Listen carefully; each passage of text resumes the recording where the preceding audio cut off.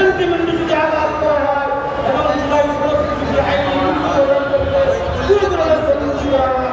হুঁশিয়ার করতে যায় এদেশের ছাত্ররা জুলাইয়ের যোদ্ধারা ঘর দিয়ে যায় না, প্রয়োজনে বিজয় রাখ পর্যন্ত আবারও লাভ করতে আজকের এই সাংবাদিক ভাইয়েরা এবং বিভিন্ন সরকারি সংস্থা সকল আজকের এই সমাবেশের পক্ষ থেকে আমাদের